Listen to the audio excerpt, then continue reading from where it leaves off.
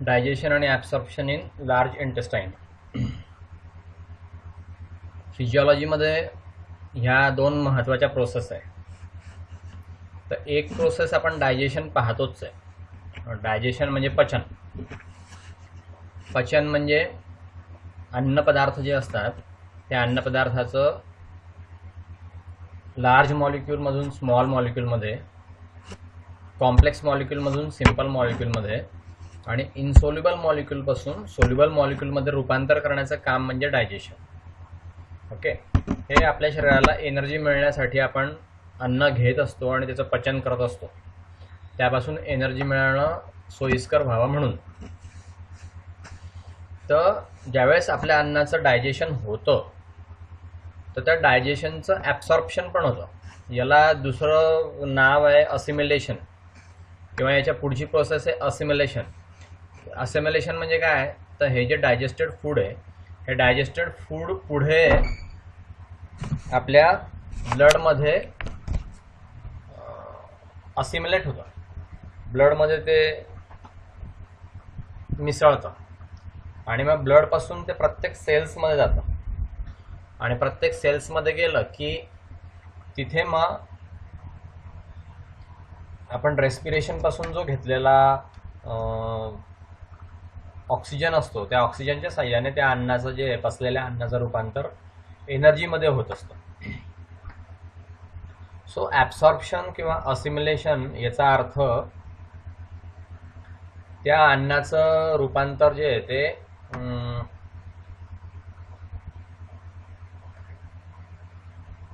त्या अन्नाचं, पचलेल्या अन्नाचं जे रूपांतर झालेलं आहे ते ब्लडमध्ये मिक्स करणं म्हणजे ॲब्सॉर्प्शन.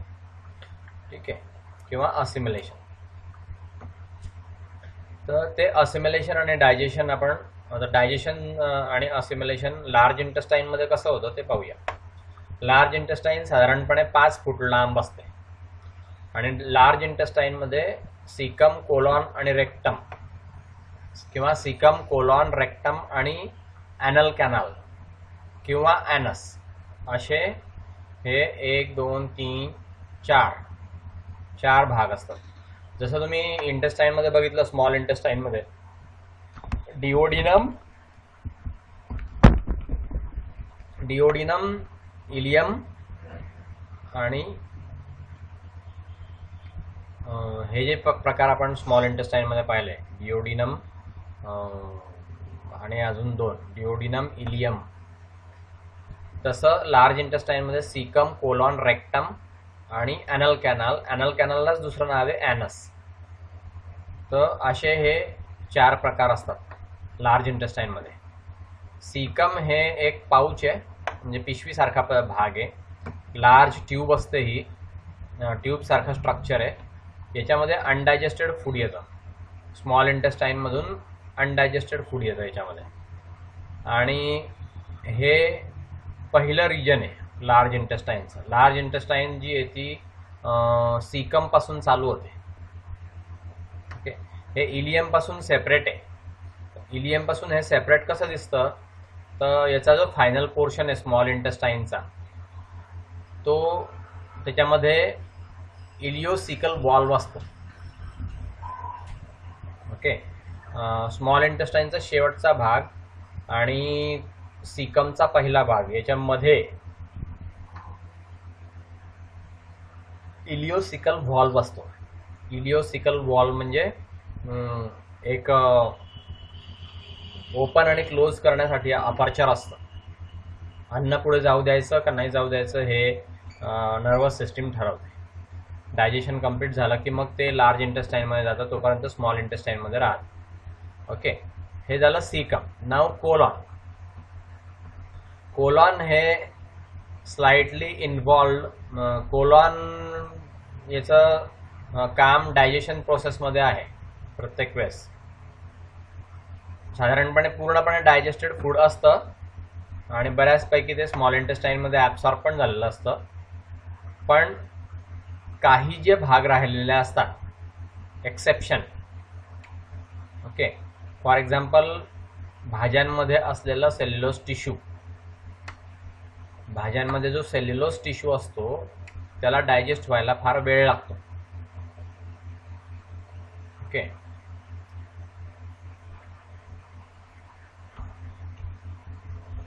तो सेल्युलस टिश्यू पचायला जो आहे तो कठीण असतो, तर त्याचं डायजेशन या कोलॉनमुळे होत असतं.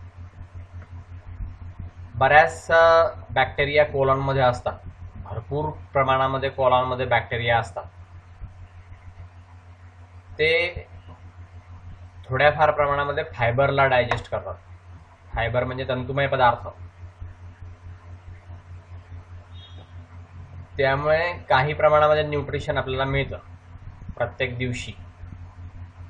हे जे बॅक्टेरियल फर्मेंटेशन आहे, याच्यामधून व्हिटॅमिन के तयार होतं आपल्या शरीरामध्ये, व्हिटॅमिन B12 तयार होतं, थायमिन तयार होतं, रायबोफ्लॅविन तयार होतं, बायोटीन तयार होतं आणि गॅसेस तयार होतात. ओके. हे नायट्रोजन आणि कार्बन डायऑक्साईडचं मिक्सचर असतं. आपल्या शरीरामध्ये जे गॅसेस तयार होतात ते गॅसेस म्हणजे काय, नायट्रोजन आणि कार्बन डायऑक्साईडचं मिक्सचर असतं. थोड्याफार प्रमाणामध्ये हायड्रोजन असतो, मिथेन असतं आणि हायड्रोजन सल्फाईड असतं. हे हायड्रोजन सल्फाईडचा स्मेल घाणेरडा असतो. Hydrogen sulphide is H2S. हे H2S आपण केमिस्ट्रीमध्ये तयार करतो आणि त्याचा वास पूर्ण सायन्स बिल्डिंगमध्ये फिरतो. सो तो हायड्रोजन सल्फाईड आपल्या पोटात पण तयार होतो. एक गोष्ट फक्त परत सांगतो मी तुम्हाला, आपल्या कोलॉनमध्ये जे खूप मोठ्या प्रमाणामध्ये बॅक्टेरिया असतात, त्या बॅक्टेरियामुळे फायबरचं जे फर्मेंटेशन होतं किंवा सेल्युलोज मटेरियलचं जे फर्मेंटेशन होतं, त्या फर्मेंटेशनमध्ये व्हिटॅमिन के तयार होतं, व्हिटॅमिन B12 तयार होतं, थायमिन तयार होतं, रायबोफ्लॅविन तयार होतं, बायोटीन तयार होतं. हे एवढ्या प्रकारचे न्यूट्रिशनल सबस्टन्सेस आपल्या शरीरामध्ये तयार होत असतात. आणि मग तिथे गॅसेस पण तयार होतात त्या फर्मेंटेशनच्या प्रोसेसमध्ये. तर नायट्रोजन आणि कार्बन डायऑक्साईडचं मेनली ते मिक्सचर असतं आणि थोड्याफार प्रमाणामध्ये फक्त त्याच्यामध्ये हायड्रोजन असतो, मिथेन असतो आणि हायड्रोजन सल्फाईड असतं. ओके. नाव कोलॉन जे आहे, कोलॉनचे दोन फंक्शन असतात, मेन दोन फंक्शन. पहिलं ॲब्सॉर्प्शन ऑफ वॉटर आणि इलेक्ट्रोलाइट्स. चाईम असा शब्द पाहिजे, चाईल मला वाटतं चुकलंय. आपला जो चाईम असतो त्यामधून वॉटर आणि इलेक्ट्रोलाइट्स ॲब्सॉर्ब करून घेतो कोलॉन. इलेक्ट्रोलाइट्स म्हणजे काय, तर आयर्न फॉर्ममध्ये असलेले पदार्थ, म्हणजे K+, Na+, नंतर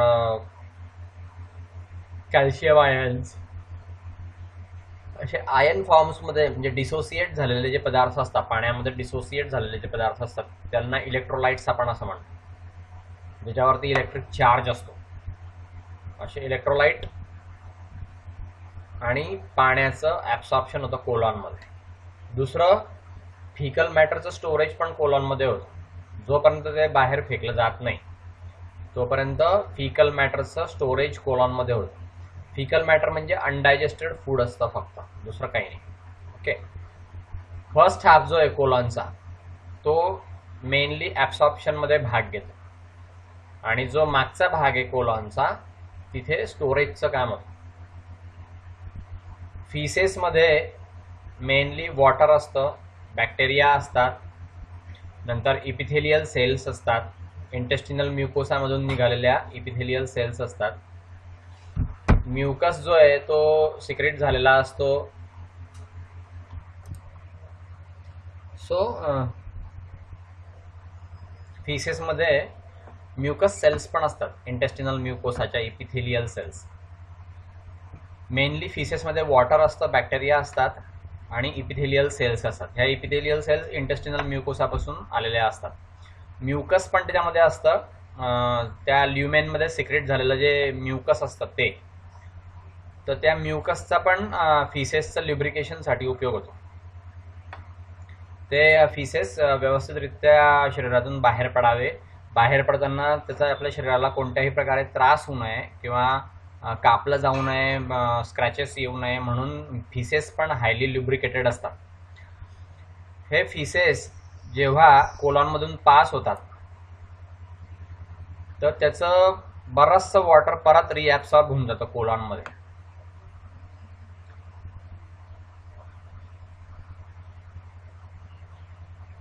आणि जास्त वॉटर ॲब्सॉर्प्शन होत नाही.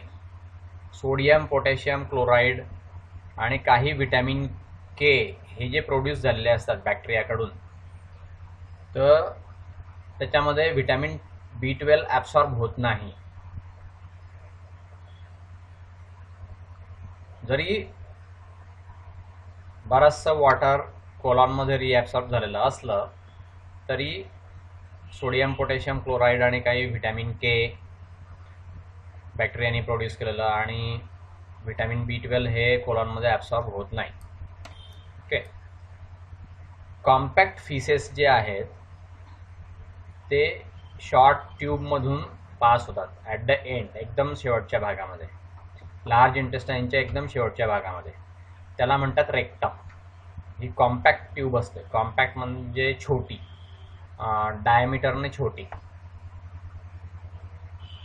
त्याच्यामध्ये पेरिस्टाल्टिक कॉन्ट्रॅक्शन्स जे आहेत ते खूप मोठ्या प्रमाणात असतात आणि हे स्मूथ मसल फायबर्सने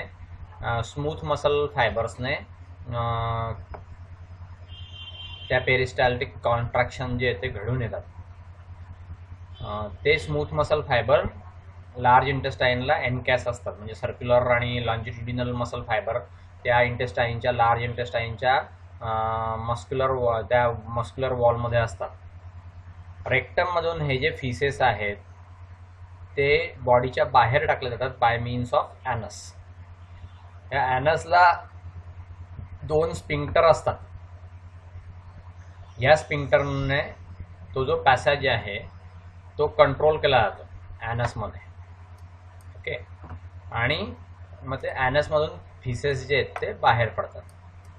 नाव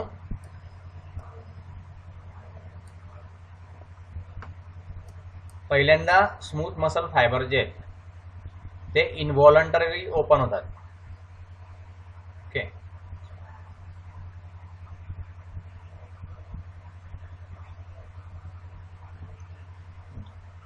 हे ओपन कसे होतात तर आतमध्ये जे प्रेशर क्रिएट झालेलं असतं त्या प्रेशरच्या रिस्पॉन्सने हे ओपन होतात.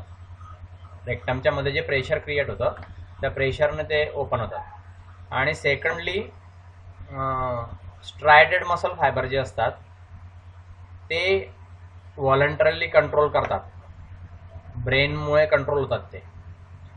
आणि मग कॉशियस डिसिजन घेतलं जातं की टू डिले द डिफेकेशन. म्हणजे दोन्ही प्रकारचा, इनव्हॉलंटरीली आणि व्हॉलंटरीली.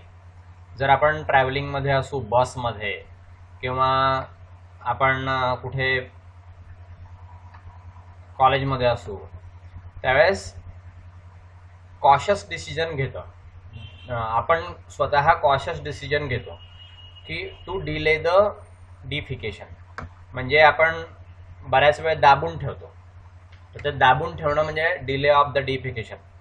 ओके. कॉशियस डिसिजन असतं हे, ब्रेनकडून घेतलं जातं आणि व्हॉलंटरीली डिसिजन असतं हे.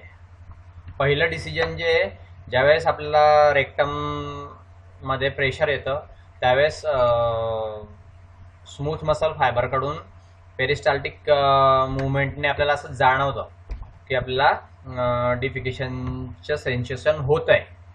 आणि दुसरं जे डिसिजन आहे तर त्यावेळेस आपण जर कॉलेजमध्ये आहे किंवा त्यामध्ये आपण बसमध्ये आहे त्यावेळेस, तर मग बसमध्ये आपल्याला काही करता येणार नाही, म्हणून मग आपण ब्रेनकडून कॉशियस डिसिजन घेतो आणि डिफिकेशनचा डिले करतो.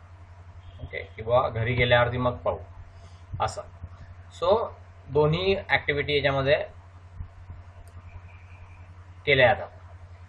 नाव absorption of carbohydrates, proteins, lipids, digestion आणि ॲब्सॉर्प्शन ऑफ कार्बोहायड्रेट्स. याच्यामध्ये पहिल्यांदा डायजेशन. आता आपण ह्या सेपरेट गोष्टी पाहतोय, एक एक सेपरेट. कार्बोहायड्रेट जे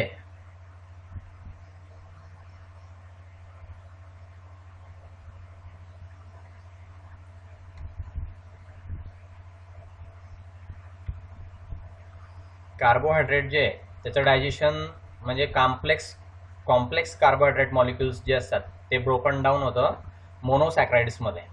ओके, ॲडिशन वॉटरचं ॲडिशन होतं आणि मोनोसॅक्राइड्समध्ये त्याचं रूपांतर केलं जातं. याला हायड्रोलायसिस अशी प्रोसेस म्हणतात. कॉमन कार्बोहायड्रेट्स जे असतात डाएटमध्ये ते स्टार्च असतात, सेल्युलोज असतं, ग्लायकोजेन असतं, लॅक्टोज, सुक्रोज, माल्टोज, ग्लुकोज हे आपल्या अन्नपदार्थांमध्ये असतात. याच्यापैकी ग्लुकोज जे आहे ते डायरेक्टली ॲब्सॉर्ब होतं ब्लडमध्ये. आपल्या अन्ननलिकेतून ब्लडमध्ये डायरेक्ट ग्लुकोज पास होतं, त्याचं पचन बिचन काही होत नाही. आपण ते ग्लुकॉन डी वगैरे जे घेतो, ग्लुकॉन डी, ग्लुकॉन सी, त्याच्यामध्ये ग्लुकोज असतं, ते डायरेक्ट ब्लडमध्ये ॲब्सॉर्ब होतं, म्हणून आपल्याला इन्स्टंट एनर्जी मिळते. ओके, ह्युमन बॉडी जी आहे त्याच्यामध्ये एन्झाईम्स असतात. सेल्युलर डायजेशनसाठी त्याच्यामध्ये एन्झाईम्स असतात.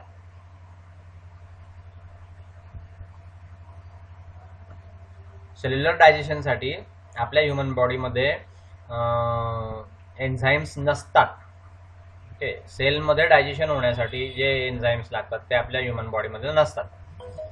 म्हणून सेल्युलोज जे आहे ते आपल्या फूडमध्ये असतं. प्लांट ओरिजिनचं सेल्युलोज आपल्या फूडमध्ये असतं, तर ते अनडायजेस्टेड स्वरूपामध्ये फिसेसमधून पास होऊन जातं, त्याच्यामध्ये ते काही राहत नाही. ओके,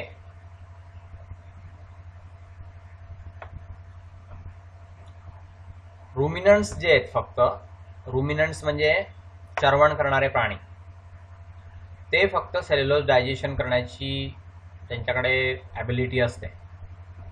सिम्बायोटिक मायक्रो ऑर्गॅनिझम्स त्यांच्या रुमेनमध्ये प्रेझेंट असतात, म्हणजे स्टमकमध्ये. स्टमकच्या पार्टचं नाव आहे रुमेन. ते रुमेनमध्ये सिम्बायोटिक मायक्रो ऑर्गॅनिझम्स असतात. त्या सिम्बायोटिक मायक्रो ऑर्गॅनिझम्समुळे त्यांच्या सेल्युलोजचं डायजेशन होतं. ओके, चरवण करणारे जे प्राणी असतात ते. डायजेशनच्या आउटलाईनमध्ये आपण काय म्हणू, जे उरलेले कार्बोहायड्रेट्स असतात ते 2.1 फिगरमध्ये दाखवलेत ते आपण पाहू. फर्स्ट स्टेप जी आहे डायजेशनमध्ये, स्टार्चच्या डायजेशनमध्ये, तर त्या स्टार्चचं कन्व्हर्शन होतं माल्टोजमध्ये. अमायलेजच्या ॲक्टिव्हिटीमुळे ही प्रक्रिया होते. लार्ज अमाऊंट, साधारणपणे 40% हे माउथमध्ये डायजेशन होऊन जातं सलायव्हरी अमायलेजमुळे. Okay, starch. आणि ज्यावेळेस चाईम हा स्टमकमध्ये येतो तर अनडायजेस्टेड स्टार्च जे आहे त्याचं परत हायड्रोलायसिस होतं by means of HCl. Okay, हे गॅस्ट्रिक ज्यूसमध्ये असतं HCl, आपण पाहिलं आहे. या HClमुळे जे उरलेलं स्टार्च असतं त्याचं हायड्रोलायसिस होऊन जातं. टोटल डायजेशन जे आहे ते इंटेस्टाईनमध्ये होतं. ज्यावेळेस पॅन्क्रियाटिक आणि इंटेस्टिनल अमायलेज हे दोघंही त्या स्टार्चला लागतात, त्यांची ॲक्टिव्हिटी त्या स्टार्चवरती होते आणि त्याचा मायनर रोल असतो त्या स्टार्चच्या डायजेशनमध्ये. ते फार मोठ्या प्रमाणावरती स्टार्च उरलेलं नसतं, बरंचसं डायजेशन होऊन गेलेलं असतं. थोड्याफार प्रमाणामध्ये म्हणजे उरलेलं असतं ते इंटेस्टाईनमध्ये डायजेशन होतं. ओके, तर आता ही फिगर 2.1 दाखवलेली आहे बघा. याच्यामध्ये हे स्टार्च आहे. स्टार्चचं रूपांतर माल्टोजमध्ये झालं. तर माल्टोजमध्ये सलायव्हरी अमायलेजमुळे 40% झालं. 5% स्टार्चचं माल्टोजमध्ये रूपांतर HClने केलं स्टमकमध्ये. सलायव्हरी अमायलेज माउथमध्ये झाला. ओके, मग स्मॉल इंटेस्टाईनमध्ये पॅन्क्रियाटिक अमायलेजमुळे 50% झाला परत. ओके, आणि इंटेस्टिनल अमायलेजमध्ये 5% स्टार्चचं रूपांतर माल्टोजमध्ये झालं. सो स्टार्च पासून माल्टोजचं रूपांतर तोंडात पण होतं, स्टमकमध्ये पण होतं आणि स्मॉल इंटेस्टाईनमध्ये पण होतं. ओके, तोंडामध्ये रूपांतर करण्याचं काम सलायव्हरी अमायलेज करतं, स्टमकमध्ये रूपांतर करण्याचं काम HCl करतं आणि स्मॉल इंटेस्टाईनमध्ये पॅन्क्रियाटिक आणि इंटेस्टिनल अमायलेज जे असतात ते करतात.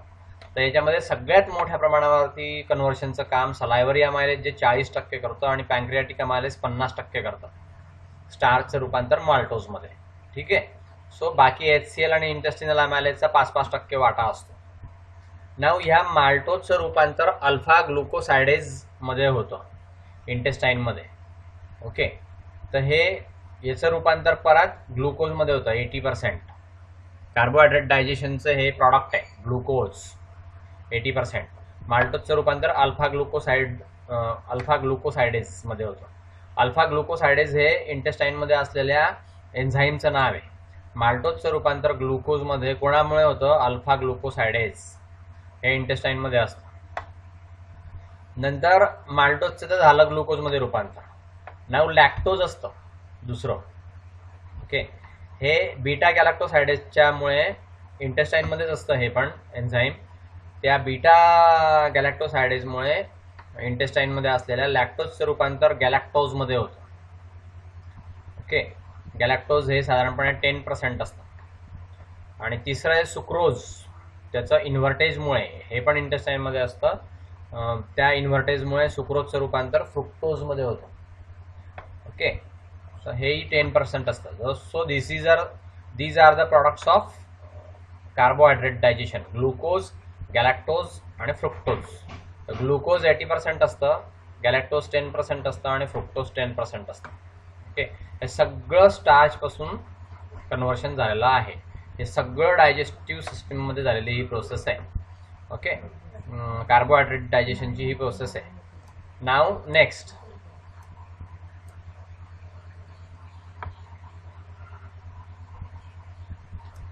दुसरे जे कार्बोहायड्रेट्स असतात, फॉर एक्झाम्पल डायसॅक्राइड्स म्हणजे सुक्रोज, नंतर लॅक्टोज, नंतर माल्टोज, हे इंटेस्टाईनमध्ये डायजेस्ट होतात इन्व्हर्टेजमुळे, नंतर बीटा ग्लुकोसायडेजमुळे, नंतर अल्फा गॅलॅक्टोसायडेजमुळे. हे आपण थेरीमध्ये पाहतोय, हे फिगरवरून समजावून सांगितलेलं आहे तुम्हाला. सुक्रोज जे आहे त्याचं ब्रोकन डाऊन होतं ग्लुकोजमध्ये आणि फ्रुक्टोजमध्ये, आणि लॅक्टोज जे आहे त्याचं गॅलॅक्टोज आणि ग्लुकोजमध्ये ब्रोक डाऊन होतं. हे इथे असं दाखवलं आहे हा पार्ट. ओके, सो लॅक्टोजचं गॅलॅक्टोज आणि ग्लुकोजमध्ये ब्रोकन डाऊन होतं. आणि माल्टोज जे आहे त्याचं रूपांतर ग्लुकोजमध्ये होतं. ओके, ग्लुकोज हा मोस्ट अबंडंट प्रॉडक्ट आहे. 80% मोस्ट अबंडंट म्हणजे खूप मोठ्या प्रमाणावरती या ग्लुकोजचं प्रोडक्शन आपल्या डायजेस्टिव्ह सिस्टीममध्ये होत असतं कार्बोहायड्रेट डायजेशनमुळे. ठीक आहे. नाव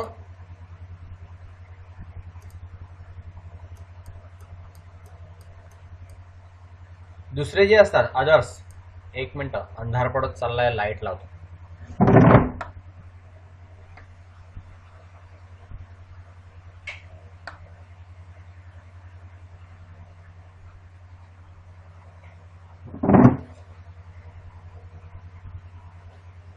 दुसरे पदार्थ जे असतात, 80% ग्लुकोज आहे तुम्हाला मी सांगितलं, बरोबर. 80% ग्लुकोज आहे, नंतर 10% गॅलॅक्टोज आहे आणि 10% फ्रुक्टोज असतं आपल्या डायजेशनमध्ये झालेल्या प्रॉडक्ट्समध्ये. ओके, हे जे एन्झाईम्स असतात, हे एन्झाईम्स स्टार्चच्या डायजेशनसाठी काम करतात. इंट्रासेल्युलर एन्झाईम्स इथे म्युकोसल सेलमधून ज्यावेळेस म्युकोसल सेल ब्रेकडाऊन होतात तेव्हा ते बाहेर पडतात. यांची pH 7 पासून तर 8.5 असते. ओके, सो अशा रीतीने आपण डायजेशन पाहिलं. नाव ॲब्सॉर्प्शन. ॲब्सॉर्प्शन हे डायजेस्टेड कार्बोहायड्रेट जे ते इंटेस्टिनल व्हिलायमधून ॲब्सॉर्ब होतात. 2 मेकॅनिझम आहे ॲब्सॉर्प्शनचे इंटेस्टाईनमध्ये. पहिलं डिफ्युजन आणि दुसरं ॲक्टिव्ह ॲब्सॉर्प्शन. फ्रुक्टोज जे ते सिंपल डिफ्युजनने ॲब्सॉर्ब होऊन जातं. ओके, कॉन्सन्ट्रेशन ग्रेडियंट जो आहे तो ब्लडमध्ये आणि इंटेस्टिनल म्युकोसामध्ये कॉन्सन्ट्रेशन ग्रेडियंट असतो. त्या कॉन्सन्ट्रेशन ग्रेडियंटमुळे डिफ्युजनने ॲब्सॉर्प्टिव्ह सेलमध्ये व्हिलायचे ज्या ॲब्सॉर्प्टिव्ह सेल्स असतात त्या सेल्समध्ये या ग्लुकोजचं आपलं फ्रुक्टोजचं सिंपल डिफ्युजनने ॲब्सॉर्प्शन होऊन जातं. ग्लुकोज आणि गॅलॅक्टोज जे असतात ते ऍक्टिव्हली ट्रान्सपोर्ट केले जातात. ओके, पहिल्यांदा ट्रान्सपोर्टेशनसाठी मग या ग्लुकोज आणि गॅलॅक्टोजचा संपर्क कॅरियर सबस्टन्सशी येतो आणि ही जी प्रोसेस आहे याला एनर्जी लागते. मग ट्रान्सपोर्ट करण्यासाठी एनर्जी लागते. मग हे जे कॅरियर सबस्टन्स आहे त्याच्यामध्ये फॉस्फोरिलेटेड ATP असतात. ओके, त्या फॉस्फोरिलेटेड ATP मॉलिक्युल्समुळे मग ह्या ग्लुकोज आणि गॅलॅक्टोजचा ऍक्टिव्ह ट्रान्सपोर्ट होतो ब्लडमध्ये. अर्लियर स्टेटमेंट जे आहे त्या डायसॅक्राइडच्या बाबतीमध्ये खरं नाही आहे. ओके, रेट ऑफ डायजेशन जे सुक्रोजचा आणि लॅक्टोजचा हा फार कमी असतो. म्हणजे खूप हळूहळू होतं ते डायजेशन सुक्रोज आणि लॅक्टोजचं. आणि रेट ऑफ ॲब्सॉर्प्शन जो आहे इंटेस्टाईनमध्ये तो फार मोठ्या प्रमाणामध्ये असतो, हाय असतो. तर आपण असं समजू शकतो इंटेस्टाईन सुद्धा या दोन डायसॅक्राइडला ॲब्सॉर्ब करत असली पाहिजे. दुसऱ्या रूटमधून सुद्धा यांचं ॲब्सॉर्प्शन होत असलं पाहिजे. असं म्हटलं जातं की हे दोघं जे आहे ते म्युकोसल सेल्समधून डायरेक्टली आतमध्ये घेतले जातात आणि त्याचं कन्व्हर्शन जे ते मोनोसॅक्राइडमध्ये होतं by means of intracellular carbohydrates. Intracellular कार्बोहायड्रेटने त्याचं रूपांतर जे ते मोनोसॅक्राइडमध्ये होतं. सुक्रोज मेनली जेजुनममध्ये ॲब्सॉर्ब होतं मॅनमध्ये. आणि दुसरं जे आहे जे याच्याबद्दल दुसरं मत जे असं आहे की डायटरी कार्बोहायड्रेट जे सगळे ते पहिल्यांदा मोनोसॅक्राइडमध्ये रूपांतरित केले जातात म्हणून ते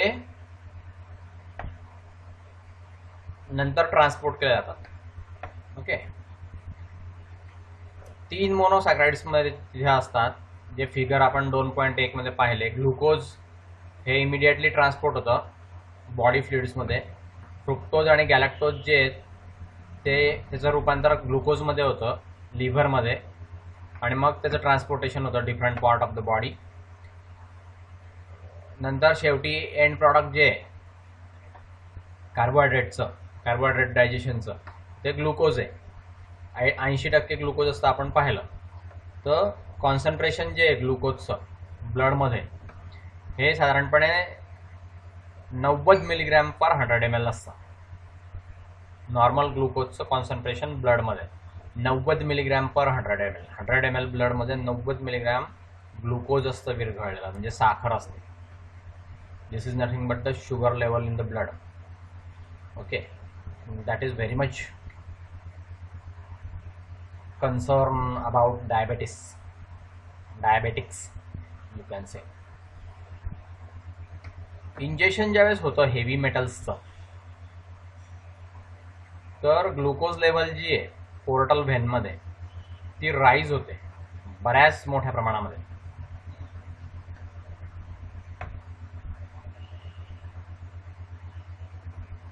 काही ठिकाणी एक्सेस ग्लुकोज जे आहे ते ऑक्सिडेशनमुळे टिश्यूजमध्ये घेतलं जातं.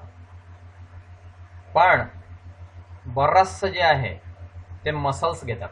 ग्लुकोज सगळ्यात जास्त कोण घेतं? मसल्स घेतात.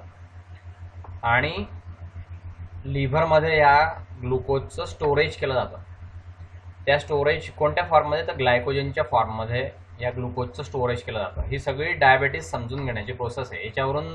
याच्यावर सगळा डायबेटिक्स आधारलेला आहे पोरांनो किंवा विद्यार्थ्यांना. तुम्ही हे समजून घ्या, ह्या सगळ्या प्रोसेसवरती डायबेटिक्स आधारलेला आहे. डायबेटिक्स याच्यामध्ये काहीतरी गोंधळ झाल्यामुळे डायबेटीस होतो.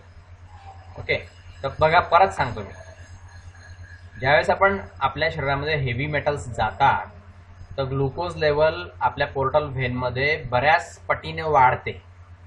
ओके, तर जो एक्सेस ग्लुकोज असतो तर तो टिश्यूजकडून घेतला जातो ऑक्सिडेशनसाठी, एनर्जी प्रोडक्शनसाठी. पण बराचसा ग्लुकोज जो आहे तो मसल्स घेतात, कारण मसल्सला ॲक्टिव्हिटीसाठी एनर्जी लागते आणि ती एनर्जीसाठी ग्लुकोज लागते. आणि मग जो उरलेला ग्लुकोज असतो या दोघांनी घेतल्यानंतर जो उरलेला ग्लुकोज ब्लडमध्ये असतो त्या ग्लुकोजचं रूपांतर ग्लायकोजनमध्ये होतं आणि ग्लायकोजनमध्ये ते स्टोअर करून ठेवलं जातं. ओके. ही जी प्रोसेस आहे ही इन्सुलिन नावाच्या हार्मोनमुळे फॅसिलिटेट होते. हे सगळं इन्सुलिनवरती अवलंबून आहे. इन्सुलिन नावाचा एक हार्मोन सिक्रेट होतं लिव्हरमधून. ओके. तर या हार्मोनवरती ही सगळी प्रोसेस अवलंबून असते. जेव्हा ब्लड ग्लुकोज लेव्हल कमी होते तर ग्लायकोजन जे लिव्हरमध्ये स्टोअर करून ठेवलेलं असतं त्या ग्लायकोजनचं परत कन्व्हर्शन होतं ग्लुकोजमध्ये आणि मग ते ग्लुकोज जे ते ग्लुकॅगॉनच्या इन्फ्लुएन्समध्ये येतं आणि ब्लडमधून मग ते ग्लुकोजिनोलायसिसमुळे त्याचं रूपांतर एनर्जीमध्ये केलं जातं. ओके. ग्लुकोजिनोलायसिस.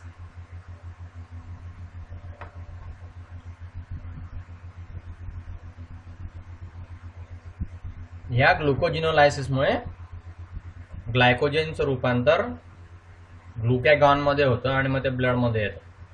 ओके. लिव्हर जी आहे इफिशियंट बफर ऑर्गन आहे हा लिव्हर म्हणजे for the blood glucose level. Blood glucose level जी आहे ती मेंटेन करण्याचं काम लिव्हर करत असतं. लिव्हर आपल्या शरीरामध्ये जे असतं ते लिव्हर. ओके. तर ग्लुकोज लेव्हल ज्यावेळेस वाढते तेव्हा काय होतं ग्लुकोज लेव्हल कॉम्पेन्सेट केली जाते. म्हणजे ग्लुकोजिनोलायसिसमुळे आपल्या ब्लडमध्ये जी ग्लुकोजची लेव्हल कमी झालेली आहे ती कमी झालेली ग्लुकोजची लेव्हल ह्या लिव्हरमधून बाहेर पडलेल्या ग्लुकॅगॉनमुळे ब्लडची ग्लुकोज लेव्हल ही मेंटेन केली जाते. अशा रीतीने ब्लडमधली ग्लुकोज लेव्हल लिव्हरकडून मेंटेन केली जाते बाय मीन्स ऑफ इन्सुलिन. ठीक आहे. याच्या या फिगरमध्ये दिलेलं आहे बघा लिव्हर आणि या लिव्हरमध्ये आहे ग्लायकोजेन. ओके. लॅक्टिक ॲसिडचा पण याच्यावरती परिणाम असतो. Amino acids, glycerol, keto acids हे सगळे जे आहेत याचं ग्लुकोनिओजेनेसिस म्हणजे ACH, थायरॉक्झिन आणि APH याच्यामुळे याचं रूपांतर सगळं लिव्हर ग्लुकॅगॉनमध्ये होत असतं. आता ही रिव्हर्सिबल प्रोसेस आहे. ग्लुकोजचं रूपांतर इन्सुलिनमुळे beta cells of islets of Langerhans लिव्हरमध्ये ज्या असतात त्याच्यापासून हे इन्सुलिन सिक्रेट होतं. आयलेट्स ऑफ लँगरहॅन्स नावाच्या सेल्स असतात लिव्हरमध्ये, बीटा सेल्स आहेत ह्या, त्याच्यापासून इन्सुलिन बाहेर पडतं. तर याच्यामुळे ह्या ग्लुकोजचं रूपांतर लिव्हरमध्ये ग्लायकोजनमध्ये केलं जातं आणि स्टोअर करून ठेवलं जातं. ज्यावेळेस ब्लडची लेव्हल ब्लडमधली ग्लुकोज लेव्हल फॉल होते, कमी होते, त्यावेळेस मग ग्लुकॅगॉनच्यामुळे सेल्स जे आहेत आयलेट्स ऑफ लँगरहॅन्स याच्यापासूनच हे ग्लुकोगॅन निघतं. ह्या ग्लुकोगॅनमुळे लिव्हर ग्लायकोजनचं रूपांतर परत ग्लुकोजमध्ये केलं जातं. अशी ही रिव्हर्सिबल प्रोसेस आहे. ओके. रिव्हर्सिबल इक्विलिब्रियम दाखवलेलं आहे लिव्हर ग्लुकोगॉन आणि blood glucose. Okay. So next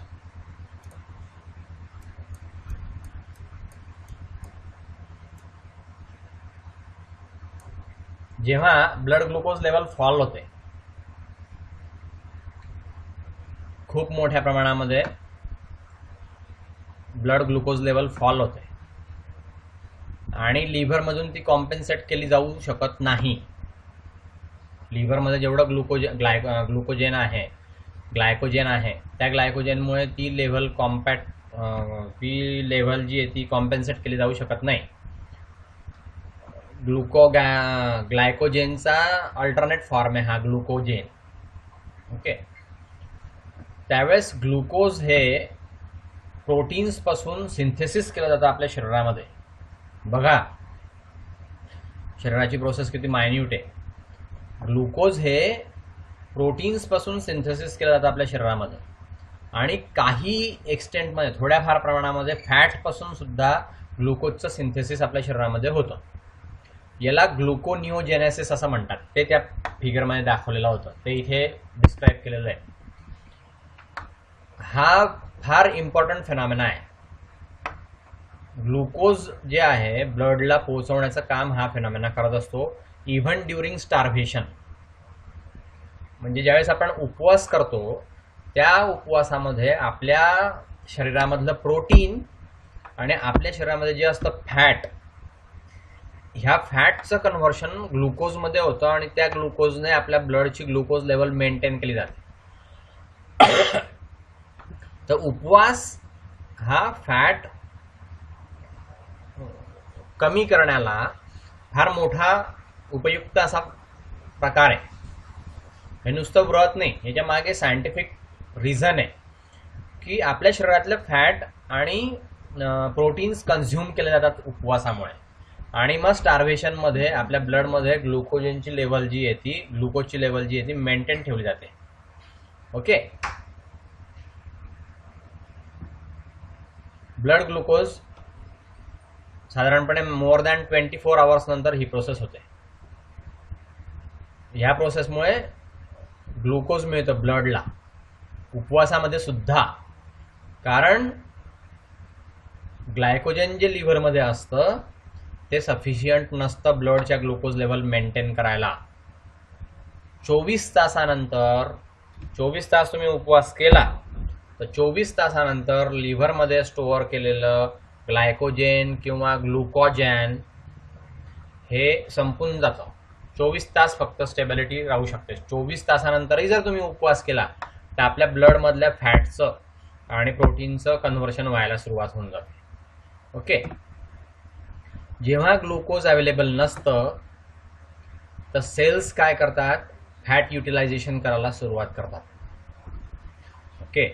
एनर्जीसाठी त्या फॅटचं युटिलायझेशन करतात, आणि गँग्लियॉन सेल्स ज्या असतात ब्रेनमध्ये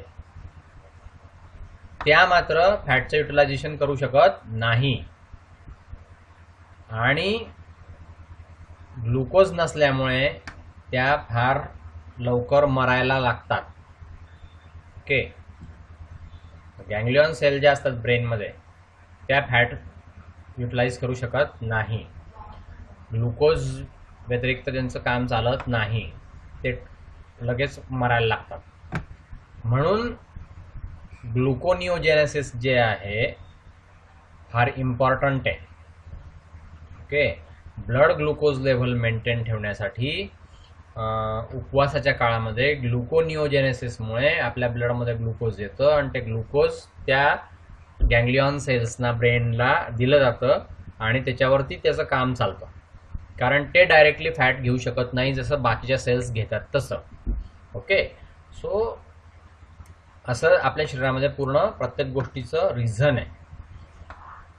आता डायजेस्टिव्ह एन्झाईम ते कुठे असतात, ते कशावरती ॲक्टिवेट होतात, ज्याच्यावरती ॲक्टिवेट होतात त्याला सबस्ट्रेट म्हणतात, आणि त्याच्यापासून एंड प्रॉडक्ट कोणते निघतात याचा हा एक चार्ट बनवलेला आहे. हा चार्ट तुम्ही पाठ केला तरी पण तुम्हाला समजून जाईल.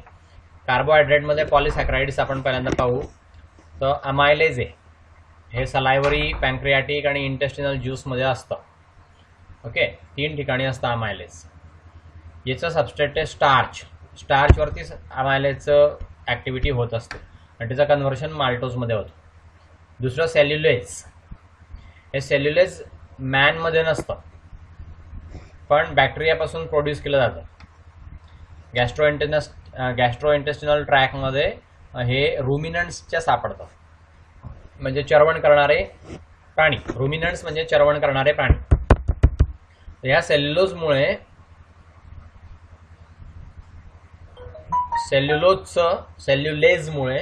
सेल्युलोजचं रूपांतर ग्लुकोजमध्ये होतं. ओके. नाव ऑलिगोसॅकराइड्स. पहिलं अल्फा ग्लुकोसायडेज हे एन्झाईम आहे, आणि दुसरं बीटा गॅलॅक्टोसायडेज. हे दोघंही एन्झाईम्स आहेत. हे इंटेस्टाईनच्या म्युकस सेल्सपासून सिक्रेट होतात आणि हे माल्टोजचं रूपांतर ग्लुकोज आणि गॅलॅक्टोजमध्ये करतात. नाव इन्व्हर्टेज. हे पण एन्झाईम आहे, इस्ट्रेजेस पासून हे तयार होतं. हे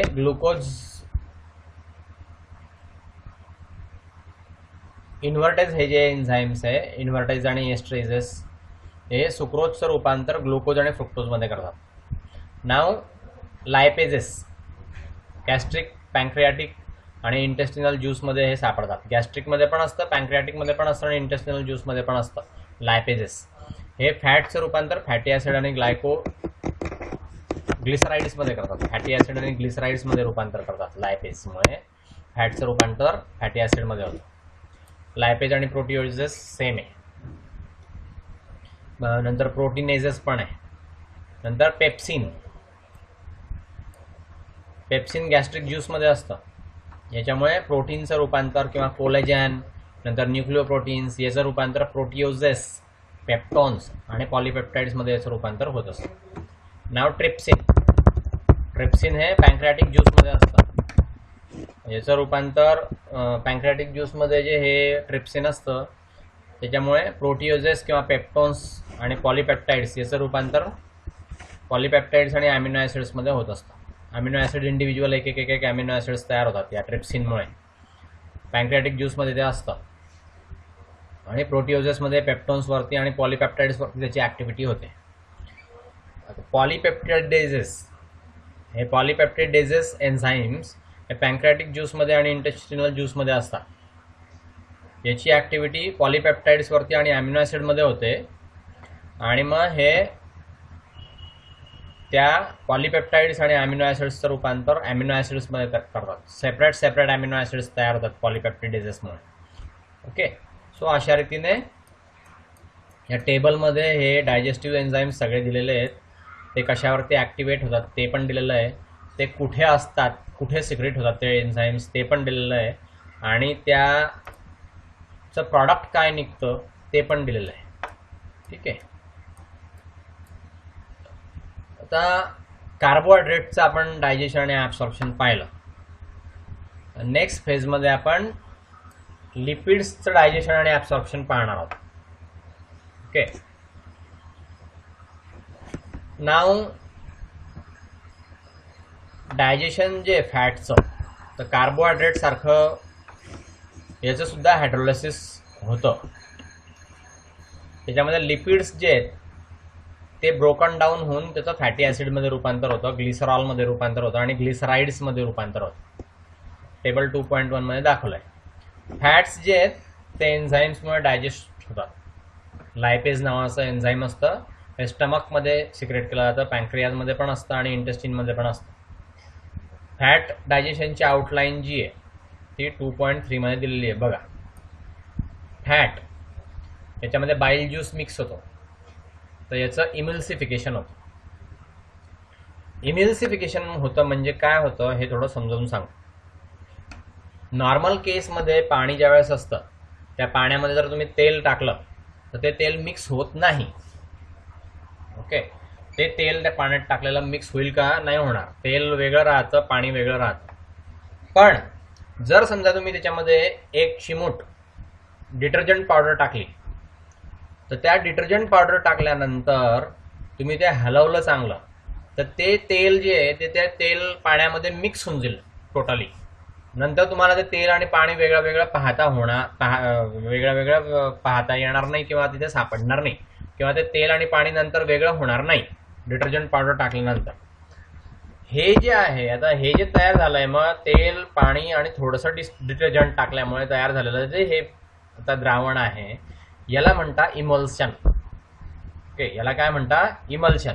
म्हणजे mixture of to immiscible liquids that is carried out by means of the process of emulsion. तसं आपल्या शरीरामध्ये 90% पाणी आहे. ओके, आपल्या शरीरामध्ये भरपूर पाणी आहे.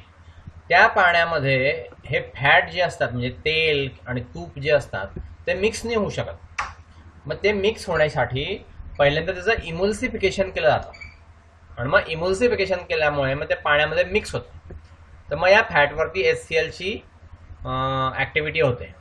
हे जे इमल्सिफाईड फॅट असतं बाईलच्या ॲक्टिव्हिटीमुळे इमल्सिफाईड फॅट जे तयार झालेलं असतं त्याच्यावरती पॅन्क्रियाटिक आणि इंटेस्टिनल लायपेजची ॲक्टिव्हिटी होते. पॅन्क्रियाटिक लायपेज आणि इंटेस्टिनल लायपेज त्याची ॲक्टिव्हिटी होते. त्याच्यापासून गॅस्ट्रिक लायपेज तयार होतो. गॅस्ट्रिक लायपेजची सुद्धा ऍक्टिव्हिटी त्याच्यावरती होते. इमल्सिफाईड फॅटवरती पॅन्क्रियाटिक आणि इंटेस्टिनल लायपेजची ऍक्टिव्हिटी होते आणि फॅट प्लस HCl वरती गॅस्ट्रिक लायपेजची ऍक्टिव्हिटी होते. मग याचं रूपांतर फॅटी ॲसिड्समध्ये, ग्लिसरॉलमध्ये, मोनो आणि डायग्लिसराइड्समध्ये होतं. मोनो आणि डायग्लिसराइड्स 50% असतात आणि फॅटी ॲसिड आणि ग्लिसरॉल जे आहे ते 50% असतं. सो अशा रीतीने फॅटचं डायजेशन होतं. ठीक आहे. आपल्या अन्नामध्ये जे फॅट्स असतात त्या फॅटचं डायजेशन अशा प्रकारे होतं. फॅट हे बकल डायजेशन होत नाही, फॅटचं डायजेशन तोंडामध्ये होत नाही, पण काही पार्ट जो आहे फॅटचा तो स्टमकमध्ये डायजेस्ट होतो गॅस्ट्रिक लायपेजमुळे. ओके. आणि फॅटचं सगळ्यात जास्त डायजेशन जे आहे ते स्मॉल इंटेस्टाईनमध्ये होत असतं. फॅट ज्यावेळेस स्मॉल इंटेस्टाईनमध्ये जातं त्यावेळेस त्याच्यावरती बाईल साल्ट ॲक्टिव्हेट करतात, ॲक्टिव्हिटी करतात आणि लिव्हरमधून जे आलेले असतात त्याची ॲक्टिव्हिटी त्या फॅटवरती होते. बाईल सॉल्टमुळे मी तुम्हाला सांगितलं डिटर्जंट ॲक्शन आहे, त्याचं डिटर्जंट ॲक्शनमुळे इमल्सिफिकेशन होतं. फॅटचं इमल्सिफिकेशन स्मॉल ग्लोब्युल्समध्ये होतं, याला मेसेलेज असं म्हणतात. हे जे आहेत याच्यामध्ये ग्रेटर सरफेस एरिया असतो लायपेजच्या ॲक्टिव्हिटीसाठी आणि मग याचं डिग्रेडेशन होतं इंटेस्टिनल पॅन्क्रियाटिक लायपेजेसमुळे. फॅटचं डायजेशन होऊन त्याचं रूपांतर मग फॅटी ॲसिडमध्ये, ग्लिसरॉलमध्ये, मोनो आणि डायग्लिसराइड्समध्ये याचं रूपांतर होतं. ओके. ह्या फॅट डायजेशनमध्ये 50% फॅट जे हे कम्प्लिटली डायजेस्ट होतं फॅटी ॲसिडमध्ये. ओके. आणि ग्लिसरॉलमध्ये 50% फॅटचंच फक्त पूर्णपणे डायजेशन होऊ शकतं फॅट डायजेशनमध्ये, त्याचं रूपांतर फॅटी ॲसिडमध्ये आणि ग्लिसरॉलमध्ये होतं. उरलेले जे 50% फॅट आहे ते ग्लिसराइडच्या फॉर्ममध्ये राहतात. ओके. नाऊ ॲब्सॉर्प्शन, फॅटचं ॲब्सॉर्प्शन कसं होतं ते पाहू. हे जे ॲब्सॉर्प्शन आहे फॅटचं हे कॉम्प्लेक्स प्रोसेस आहे फार, कारण हा मॉलिक्युलस कॉम्प्लेक्स आहे फॅट. शॉर्ट चेन आणि water soluble long chain fatty acids जे असतात ते डायरेक्टली ॲब्सॉर्ब होतात ॲब्सॉर्प्टिव्ह सेलमध्ये, इंटेस्टाईनमध्ये प्रेझेंट असतात. या पोर्टल ब्लड सिस्टीममध्ये इंटेस्टाईनमध्ये प्रेझेंट असतात ह्या सेल्स, ॲब्सॉर्प्टिव्ह सेल्स. त्याच्यामध्ये शॉर्ट चेन आणि water soluble long chain fatty ॲसिड्सचं डायरेक्टली ॲब्सॉर्प्शन होतं. जे अनब्रोकन फॅट्स असतात लॉंग चेन फॅटी ॲसिड आणि ग्लिसराइड्स ते मिसेलेच्या फॉर्ममध्ये असतात, म्हणजे स्मॉल ग्लोब्युल्स. हे क्रिप्ट्समध्ये मायक्रोबिलाच्या मध्ये जी क्रिप्ट असते त्या क्रिप्टमध्ये ॲब्सॉर्ब होतात इंटेस्टिनल ॲब्सॉर्प्टिव्ह सेलमध्ये. ओके. ह्या क्रिप्टमधून हे जे फॅट्स आहेत याचं ट्रान्सफर होतं सायटोप्लाझममध्ये. पिनोसायटोसिसच्या प्रोसेसमुळे सायटोप्लाझममध्ये हे फॅट्स ॲब्सॉर्ब करून घेतले जातात, सेलमध्ये जातात, म्हणजे सायटोप्लाझममध्ये जातात, म्हणजे सेलच्या मध्ये जातात. हे असं ॲब्सॉर्प्शन होण्यासाठी ग्लोब्युल्स हे 0.5 ते 1 मायक्रॉन डायमीटरपेक्षा मोठे नको. 0.5 ते 1 मायक्रॉन डायमीटरपर्यंत जे ग्लोब्युल्स असतात ते सेल्समध्ये ॲब्सॉर्ब होतात. पिनोसायटोसिसच्या प्रोसेसमुळे ते सायटोप्लाझममध्ये जातात डायरेक्ट सेलमध्ये. डायमीटर जी आहे या फॅट ड्रॉपलेटची ती इमल्सिफिकेशनमुळे किंवा ती इमल्सिफिकेशनवरती अवलंबून असते. त्याचं इमल्सिफिकेशन कसं होतं फॅटचं बाईल सॉल्टमुळे त्याच्यावरती ते अवलंबून असतं. इंटेस्टिनल सेल्स जे आहेत त्याच्यामध्ये लॉंग चेन फॅटी ॲसिड्स रिकम्बाईन होतात ग्लिसराइड्सशी आणि तिथे ट्रायग्लिसराइड्स तयार होतात. हे जे ट्रायग्लिसराइड्स आहे हे स्मॉल ग्लोब्युल्सच्या फॉर्ममध्ये असतात. याला चायलोमायक्रॉन्स असं पण म्हणतात. इंटेस्टिनल ॲब्सॉर्प्टिव्ह सेलमध्ये चायलोमायक्रॉन्स हे ट्रान्सफर होतात लिम्फॅटिक वेसलमध्ये, याला म्हणतात लॅक्टिल्स. ओके. लॅक्टिल्स तयार झाल्याबरोबर हे चायलोमायक्रॉन्स प्रोटीन्समध्ये ॲब्सॉर्ब होतात, प्रोटीन ॲब्सॉर्ब करतात त्याच्या सरफेसवर आणि याला मग म्हणतात चाईल. ओके. ह्या चाईलमुळे एकमेकांना चिकटण्यापासून प्रिव्हेंट होतं. म्हणजे प्रोटीन त्याला चिकटल्यामुळे दोन फॅट मॉलिक्युल्स एकत्र होऊन मोठा फॅट मॉलिक्यूल तयार होत नाही परत. ओके. लॅक्टिल्स जे आहेत चाइल्ड्सचे, मग त्या डीपर लॅक्टिल्समध्ये ट्रान्सपोर्ट होतात. विलायचं शॉर्टनिंग झालं की ते ट्रान्सपोर्ट होतं आणि मग कॉम्प्रेशनमुळे, सेंट्रल लॅक्टियल कॉम्प्रेशनमुळे ह्या फॅटी कंटेंट्सचं इव्हॅक्युएशन केलं जातं. ओके, म्हणजे बाहेर काढलं जातं त्यांना. ह्या विलाय ज्या आहेत या मेकॅनिकली स्टिम्युलस त्यांना मिळतो. ओके, आणि तो मेकॅनिकल स्टिम्युलस मिळाल्यामुळे ह्या विलायमध्ये जे सर्टन कॉन्स्टिट्युएंट्स असतात फूडचे, विलिकिनिन नावाच्या हार्मोनमुळे ते मग पुढे ट्रान्सपोर्ट त्यांचं फर्दर होत राहतं. डीपर लॅक्टिल्स जे आहेत फॅटमध्ये ते लिव्हरमध्ये घेऊन गेले जातात, फॅट टिश्यूमध्ये. ओके, ब्लडमधून ते ट्रान्सपोर्ट होतात आणि फॅटमध्ये जातात. Deeper lacteals, the fat is transported to liver, deeper लॅक्टिल्सच्या फॉर्ममध्ये. आणि तिथून फॅट टिश्यू जो आहे आपल्या बॉडीचा फॅट टिश्यू, तिथे त्याचं कॅरी करून नेलं जातं ब्लडमधून. अशा रीतीने डायजेशन जे आहे फॅटचं, तर कॉम्प्लेक्स मॉलिक्यूल डिफ्युजिबल होण्या इतपत ते डायजेशन झालेलं असतं फक्त इंटेस्टिनल विलायमधून. ओके, जे पहिल्यांदा सांगितलं डायजेस्टेड प्रॉडक्ट्स जे आहेत त्याचं रिकन्व्हर्शन परत होतं नॅचरल फॅट्समध्ये. ओके, जे फूडमध्ये ते प्रेझेंट असतात, जसे प्रेझेंट असतात तसं परत कन्व्हर्शन त्याचं होत असतं. सो फॅटचं आपण डायजेशन आणि ॲब्सॉर्प्शन बघितलं. नाव डायजेशन आणि ॲब्सॉर्प्शन ऑफ प्रोटीन्स. प्रोटीन आपल्या शरीरामध्ये खूप मोठ्या प्रमाणामध्ये असतात. तर प्रोटीनचं डायजेशन कसं होतं? प्रोटीन हे कार्बोहायड्रेट आणि फॅट यांच्यापेक्षा थोडा वेगळा पदार्थ आहे.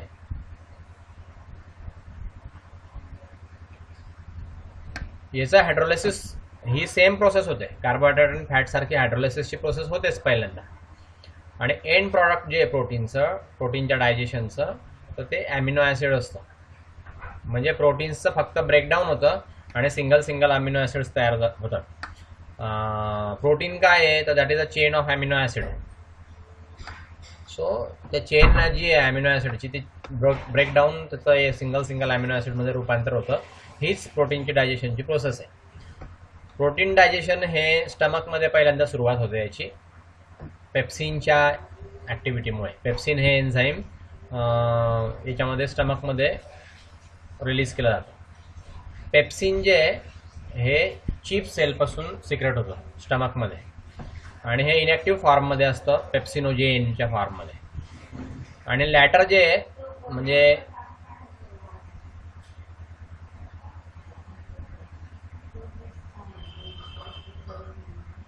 याचं कन्व्हर्शन ऑटो कॅटालायटिकली पेप्सिनमध्ये होत असतं. म्हणजे पेप्सिनोजेनचं रूपांतर पेप्सिनमध्ये होत असतं.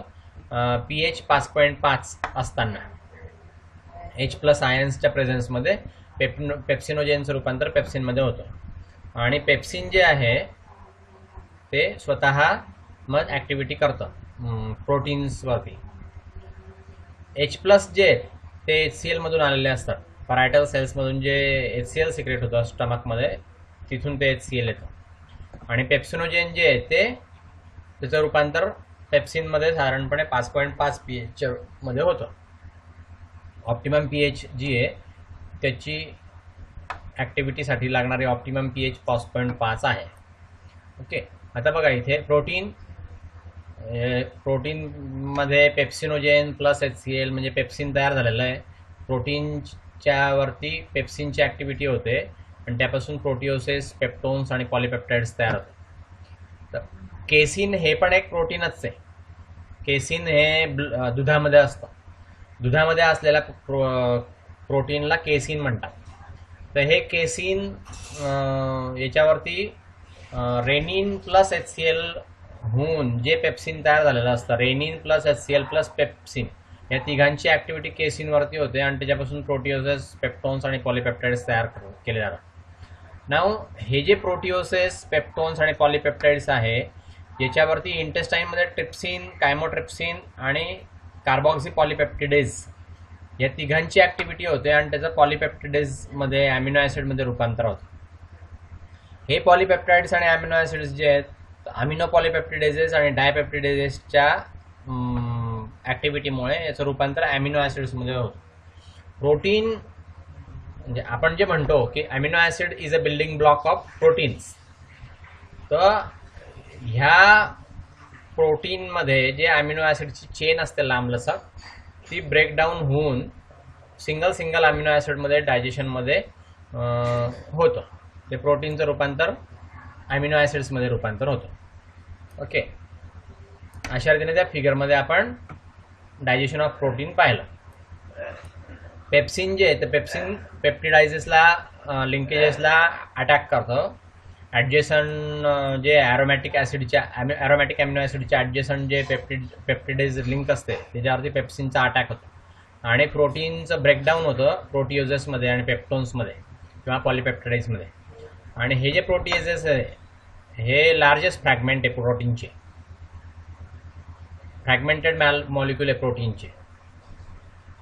पेप्टोन्स जे हे स्मॉलर असतात पॉलिपेप्टाइड्समध्ये आणि स्मॉलेस्ट आहे. याच्यामध्ये फार फ्यू अमिनो ॲसिड्स असतात, खूप कमी अमिनो ॲसिड्स असतात याच्यामध्ये. ओके, मिल्क जे आपल्या शरीरामध्ये आपण जे डाएटमध्ये जे मिल्क घेतो तर दुसरं एक गॅस्ट्रिक एन्झाईम आहे त्याला रेनिन म्हणतात. हे कोऑग्युलेटेड केसिन जे म्हणजे मिल्कमध्ये जे केसिन सापडतं त्याचं कोऑग्युलेशन झालेलं असतं त्याच्यावरती या पेप्सिनची ॲक्टिव्हिटी झाल्यामुळे ते कोऑग्युलेटेड झालेलं असतं. त्याच्यावरती रेनिन जे आहे ते लार्ज क्वांटिटीमध्ये इन्फांटमध्ये असतं कारण इन्फांट दूध जास्त प्रमाणामध्ये घेत असतात म्हणून. तर त्या इन्फांटमध्ये त्या केसिनचं डायजेशन जास्त व्हायला पाहिजे म्हणून इन्फांटमध्ये रेनिन जास्त असतं.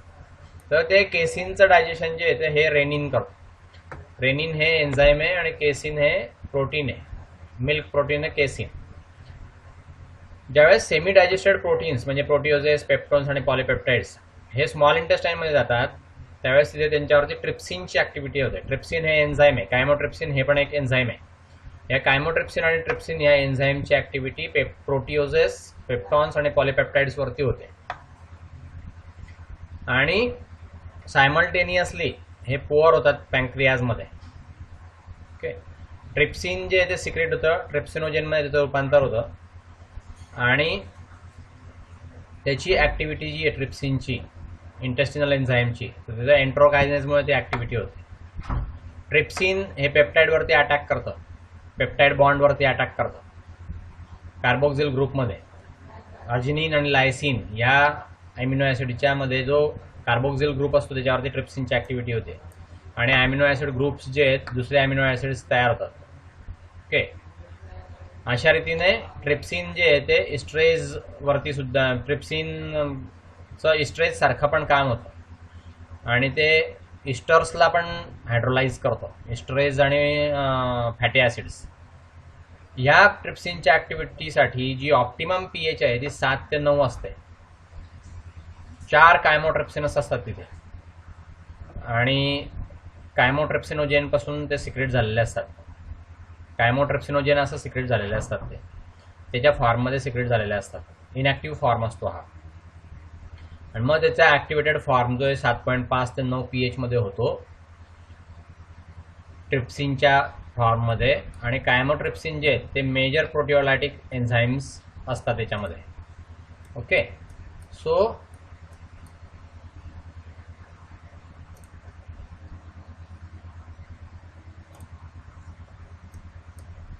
पॅन्क्रियाजमध्ये जे ट्रिप्सिन आणि कायमोट्रिप्सिनस असतात त्यामुळे प्रोटीनचं फर्दर डायजेशन होतं.